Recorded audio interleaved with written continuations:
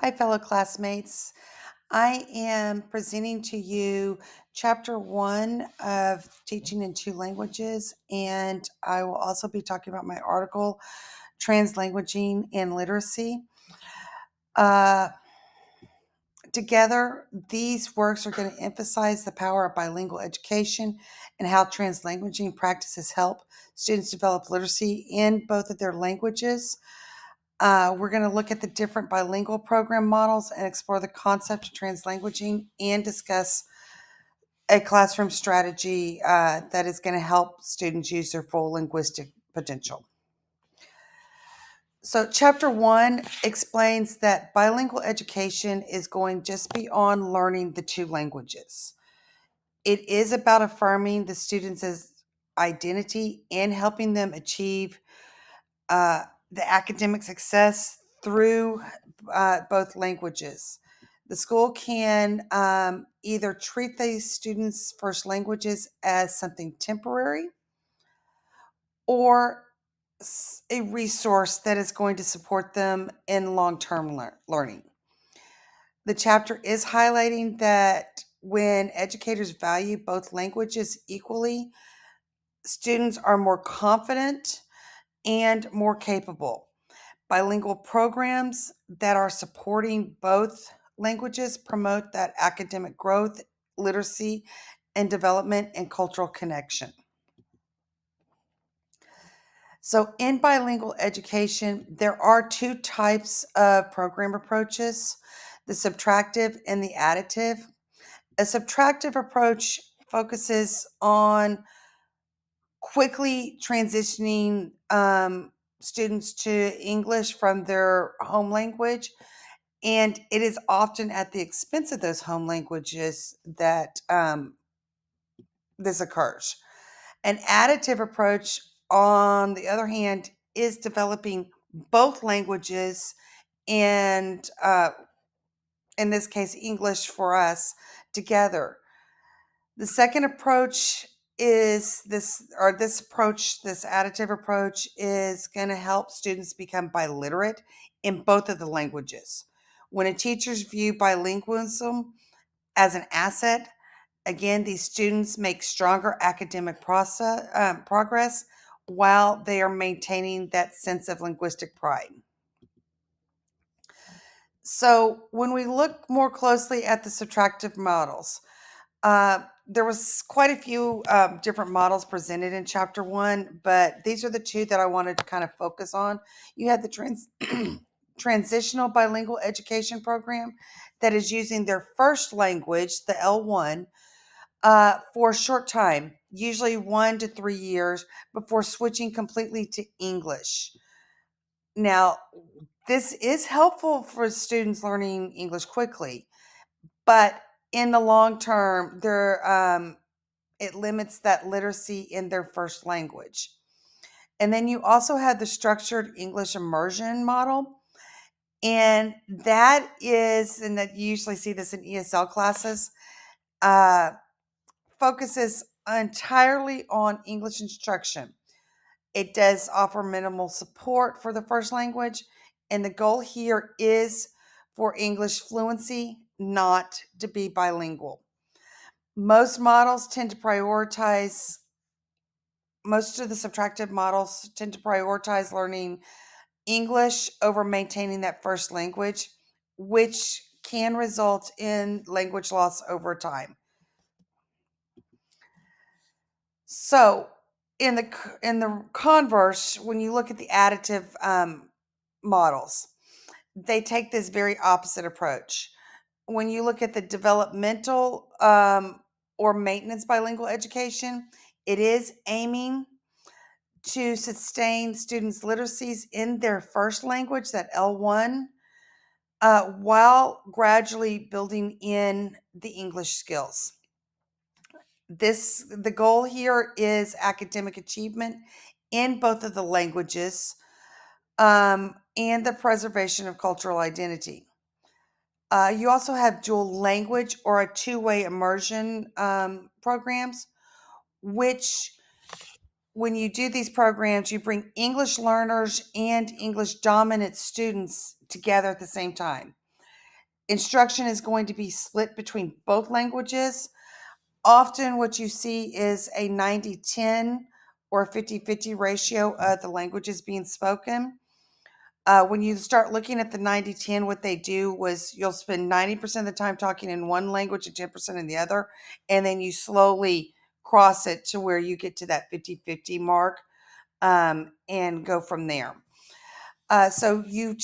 To encourage biletters, this is to encourage the biliteracy and cross-cultural understanding. When you have these additive programs, they are recognizing bilingualism as a lifelong benefit, not just a transitional phase. So when you look at this chart, it's showing the subtractive models, your transitional and bilingual, and your SEI ESL program. These are aimed for that rapid English acquisition as foreign language. It's only temporary for that, and these are considered subtractive. And then you look at the developmental and bilingual and dual language. These are promoting bilingualism and biliteracy and biculturalism. This is especially with the developmental bilingual, you're balancing the L1 and the English, and the two-way bilingual or dual language, you're doing both languages equally, and they are additive. So for teachers, what this means is creating a classroom that builds on students' existing language strengths, uh, and the need to adopt a translanguaging stance that is going to allow the students to use all other linguistic tools, and that is mixing languages naturally to express their understanding. Instruction should connect both languages rather than separate them. So, for instance, a teacher might have students brainstorm in one language but write in the other. So, when the educators treat bilingualism as a strength, they promote a very deep comprehension and confidence and equitable learning experience for all of the students. So, moving on to my article, which is Translanguaging and Literacy by Klafkin and Garcia. When you do looking at this, and they talked about translanguaging changing how you think about language and literacy. So instead of seeing languages as separate systems, it is viewing them as part of one interconnected ability to communicate. Students use their entire language repertoire, English, Spanish, gestures, even visuals, to make sense of what they are reading and writing. This approach is going to help learners draw from all of their improving comprehensions and the expression without feeling limited to one language at a time. So, in the article, they talked about various theories and the foundations that these were built. These theories were this translanguaging was built on these theories from New Literacy Studies, which is describing literacy as a social and interactive process, and it connects biliteracy and multiliteracy theories, showing that literacy practices adapt depending on the cultural and linguistic context. Essentially, the translanguaging is going to encourage students to draw on all of their communication abilities to understand and produce meanings. And this again is going to help them transfer the skills between the languages and improve reading and writing outcomes. Just like we saw in chapter 1, again, they're really encouraging that students draw on all of their communication process. So when we look at bilingualism to translanguaging, so when we're moving from that, the idea of translanguaging originated in Wales in the 1990s. So they had students there that were using Welsh and English within the same lesson. They were reading in one language and discussing in the other. So today, translanguaging is describing how the multi individuals naturally are blending these languages as they think, speak, and write. But it's not like code switching, which is going to be alternating between the two languages. Translanguaging is a more fluid movement and for that deeper understanding. It does recognize that people don't their language in separate languages in their mind, that again they're using all of their communication skills effectively. So when you look at translanguaging literacy and the framework, translanguaging literacy views reading and writing as an active multimodal process rather than focusing on perfect grammar or single language accuracy.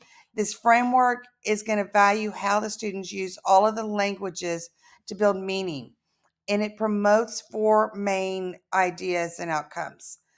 We'll end up with a deeper comprehension through flexible use of the language. Two, there's going to be more authentic and creative writing.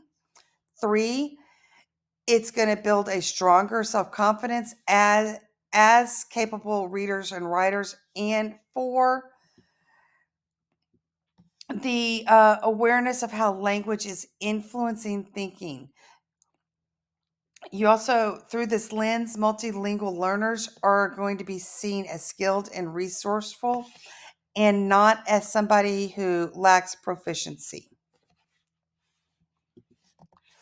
So, when we look at this pedagogy and practice, transgender pedagogy and practice, classroom research is showing that translanguaging can improve reading comprehension, writing, and student engagement. For example, when you get students discussing text in their preferred languages, their ideas are going to be more organized, richer, more deeply thought about. Teachers can use a multimodal tools like visuals, bilingual word wall, and flexible group work that to support the meaning making. Assessments. This is a big one that I've seen in several articles, but this one is also mentioned that assessment practices need to evolve to recognize creativity and understand across both languages, not just one. One of the big talks that has occurred is that we prepare all of our students to take the STAR test in English, but it's not taking into account our dual language students that speak more than one language that may do better in um, their native language on the test versus trying to focus on the test just in English. So, the implications and transformations that are occurring um, through this, when we look at translanguaging and it's used regularly, literacy instruction is more collaborative and reflective of real world communications. Students are going to learn that language can be flexible and that they can express complex ideas using all of their resources. This is going to build the students' confidence and independence while preparing them to read and write in diverse environments. And translanguaging is helping build bridge gaps or helps build bridge gaps in between classroom learning and how people are actually using language in everyday life. So, one of the classroom activities that I came up with, which is for fifth grade instructional, is translanguaging reading circles. So, what you're going to have the students do is read a bilingual story, such as Mango or Abuela and Me, um, in They're going to preview the key vocabulary in both of the languages, then read and annotate using whichever language they feel natural in, mixing English and Spanish where they need to or want to. Afterwards, the students are going to discuss using both how that using both languages has deepened their understanding of the text. In doing this activity, we are helping develop their comprehension and confidence and awareness that language is part of their identity and expression. All right.